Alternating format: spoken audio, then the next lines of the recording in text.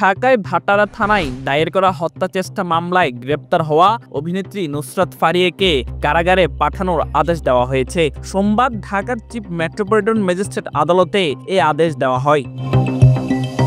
ঢাকা মহানগর দায়রা জজ আদালতের প্রধান পাবলিক প্রসিকিউটর ওমর ফারুক বিষয়টি নিশ্চিত করে জানান, রাষ্ট্রপক্ষ থেকে নুসরাত ফারিয়াকে কারাগারে রাখার আবেদন করা হলে আদালত উভয় পক্ষের শুনানি শেষে এই আদেশ দেন। সকালে নুসরাত ফারিয়াকে আদালতের হাজির করে ঢাকা মহানগর গোয়েন্দা পুলিশ। এর আগে গতকাল রোববার তাকে হযরত শাহজালাল আন্তর্জাতিক বিমানবন্দরে থাইল্যান্ড যাওয়ার সময় ইমিগ্রেশন পুলিশ গ্রেপ্তার করে। জানা গেছে, জুলাই মাসে গণ-অভ্যুত্থানের সময় ভাটারা থানায় দায়ের করা একটি মামলায় হত্যা চেষ্টার অভিযোগে তার বিরুদ্ধে গ্রেপ্তারি পরোয়ানা জারি ছিল। পুলিশ সূত্রে জানা যায়, গ্রেপ্তারের পর নুসরাত ফারিয়াকে প্রথমে ভাটারা থানায় নেওয়া হলেও পরে তাকে ঢাকা মহানগর গোয়েন্দা পুলিশের কার্যালয়ে হস্তান্তর করা হয়।